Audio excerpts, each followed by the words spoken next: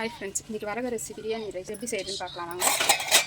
அதுக்கு வந்து கறிப்பட்டை, எண்ணெய் ஊற்றி கறிப்பட்டை, பெருஞ்சீரகம் எல்லாத்தையும் போட்டுக்கலாங்க. 2 வெங்காயம் போட்டு கட் பண்ணி போட்டுக்கலாங்க.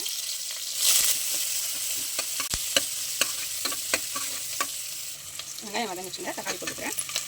2 தக்காளிங்க எடுத்து கட் பண்ணி போட்டுக்கிறேன். உப்பு கொஞ்சம் போட்டுக்கிறேங்க. வெங்காய தக்காளிலாம் வதங்கிறதுக்கு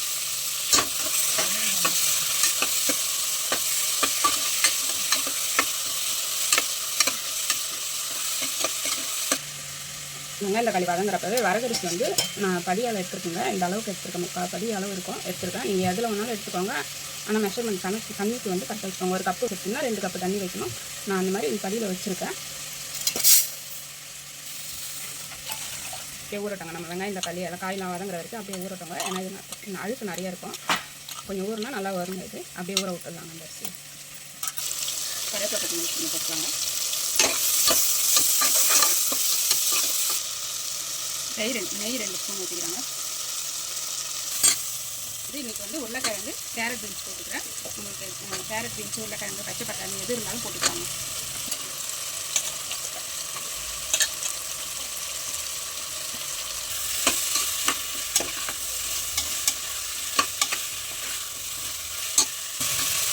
அது 2 ஸ்பூன் அளவு தயிர் ஊற்றிக்கிறேன். மஞ்சள் தூள் 1 ஸ்பூனு, காரத்தூள் வந்து 1 ஸ்பூன் அளவு கலந்துக்கிறாங்க. 2 ஸ்பூனுங்க மசாலா 1 ஸ்பூனுங்க.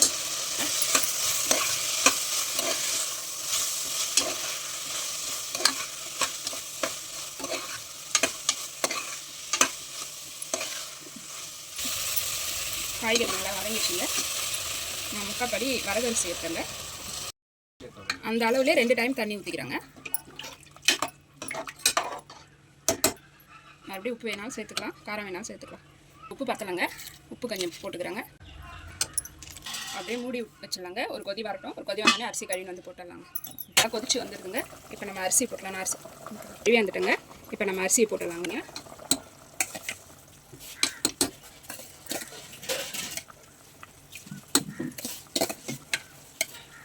இப்படி வதக்கிறப்ப வாசனைக்காக போட்டேன். இப்போ மறுபடியும் புதினா கொத்தமல்லி போட்டுக்கிறாங்க.